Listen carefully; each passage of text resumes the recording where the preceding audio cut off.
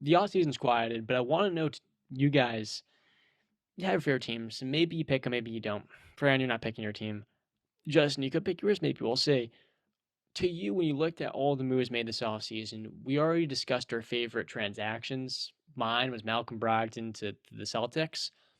But I want to know, what was your favorite offseason by a team? And more specifically, which team do you think had the best offseason? Either or.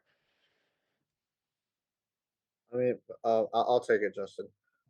This one for me, I'm gonna be quick because I just think the Celtics by far had the best offseason. I mean, I don't really think it's close. I mean, you get Malcolm Brogdon, the guy everybody was complaining about.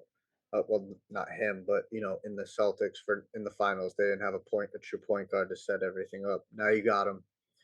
You bring in Danilo Gallinari. Danilo Gallinari, who's a good 3-point shooter. He's not afraid to take big shots. Um, and you still got the nucleus of that team, and Ime Udoka, who's done a fantastic job as head coach. And Brogdon really fits It's that this scheme on defense, too.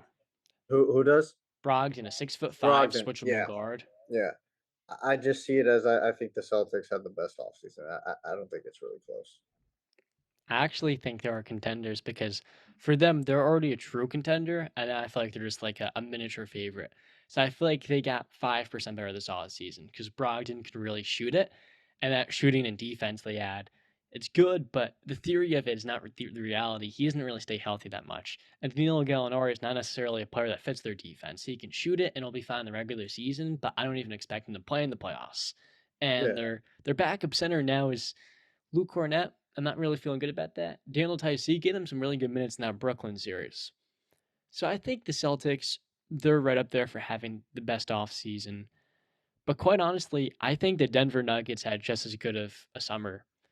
When you look at what fits Jokic, cutting, shooting, switchable defenders. So they go out and get Bruce Brown for the mid-level exception.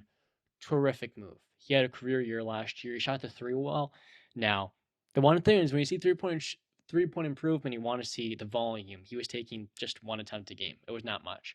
But Bruce Brown's a switchable guard that can play the five on offense, literally just being a roll man. He's going to run the floor hard in transition. Really good defensive player. We saw in Brooklyn, he was perfect playing off of Kevin Durant. Now you pair him with the most dynamic passer in basketball. I wouldn't be surprised if there's games where Bruce Brown's put up 20 points to go along with a healthy Jamal Murray. The theory of Michael Porter Jr. coming off flares and different types of screens, knocking down crazy, contested 3 point, no one's contested Michael Porter Jr.'s shot. But then they also go out and make a trade that I didn't like initially, trading maybe the best backup point guard in basketball, Monte Morris, and a starter in Will Barton for a wing player that fits perfectly in Octavius Caldwell Pope, and a backup point guard does not fit this team whatsoever in Ish Smith.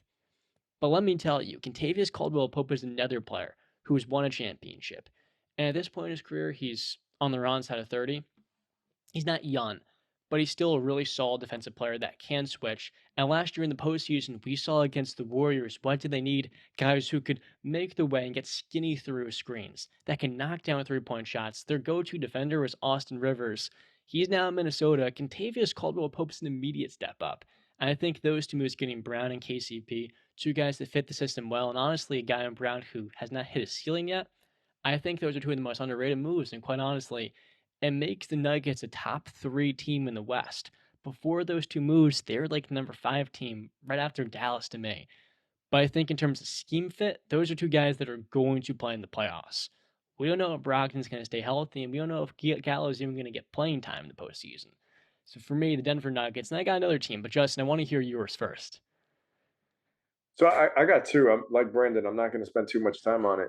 But one team that I feel like isn't getting a lot of attention, but I feel like are they could finish in the top three seed in the Western Conference and really be fighting for an NBA Finals appearance. Let's see if I want you to take a guess. You know who I'm talking about? Pelicans, No, Timberwolves. I'm talking about the Clippers. Oh, Listen, man, I believe in Kawhi. I believe in PG. You throw John Wall in there. They kept the vast majority of their free agents. I feel like this team is ready to take on a next step. Hopefully, Kawhi is healthy and PG also this upcoming season, and let's see what they got going, man.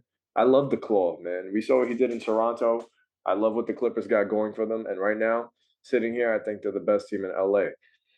My second team, which I'm a big fan of, I'd say uh, I'm a big fan of Carl Anthony Towns. I love the Timberwolves. You go out there. I'm a big fan of teams that go out there and they're like, "Yo, I'm just giving it all right now. We're going for this championship. We're going to do whatever it takes to get it." And going to get the best defensive big or one of the best defensive bigs in the game today and Gobert this offseason, you're telling Cat, you're telling Anthony Edwards, "Yo, this is it. We're ready to win right now. We're ready to take over the West. Let's go fight, man." And I love that energy, man. They had some games this season where you just, oh man, you just saw the future. You just saw that they had so much potential. And I love Anthony Edwards, man, the fire that he plays with. And we have yet to see his ceiling. He's still climbing. He is still climbing. This guy's going to be an MVP candidate for years to come. And and Minnesota right now, they're primed to take that next step. So those are my two teams that I got that I'm very ecstatic about. I love what you just said. We had this conversation in the Pick a Side podcast I was on one time, and Joel, the host, asked, who will have the better career, John Morant or Anthony Edwards? You guys want to answer that question? Is that Anthony Edwards? No, I'm asking what you think. Oh, I'd like Anthony Edwards.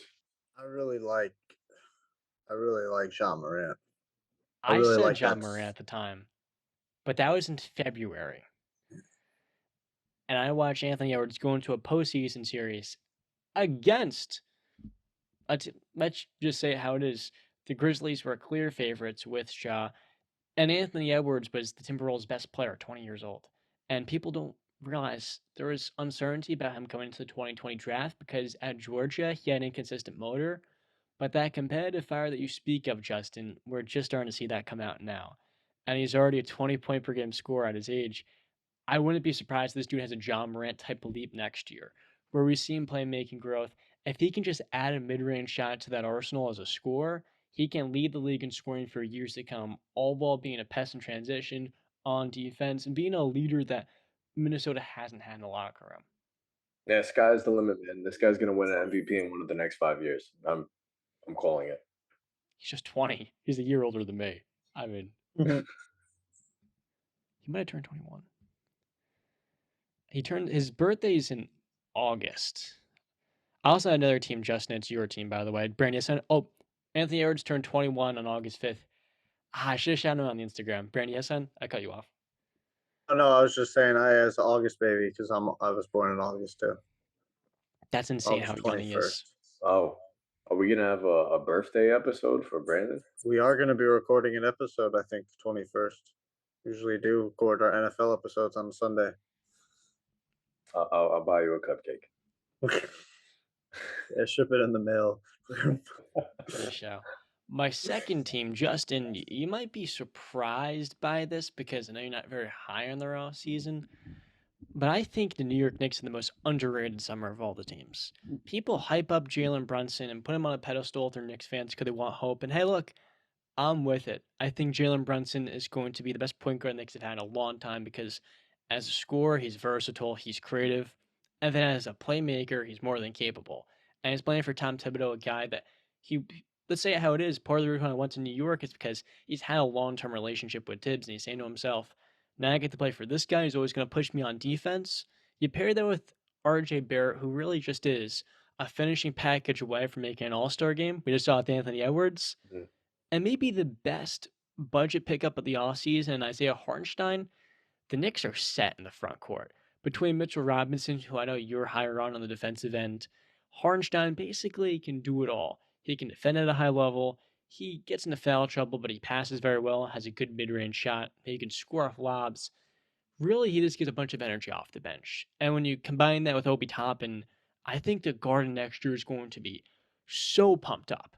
I mean, you talk about Obi, you know how it is. He just fires you, like he lights a fire underneath you. And I think with Hartenstein, you're getting him for under $10 million a year. You re-sign Mitchell Robinson, which I thought was no overpay. It was 4 years, $78 million, right? Yeah. I'll be honest, that was probably the worst move just because you can replace that with so many different players on a rookie contract. It's not always as simple as I'm making it out to be, but I don't think he's worth more than 10 million a year, quite honestly. Hardenstein for 7 million for the next 2 years, that is terrific. And you still have all this young talent that you've kept. And Quentin Grimes, Miles McBride, you and I are both a fan of. We'll see if he actually gets the playing time this season. And Cam Reddish.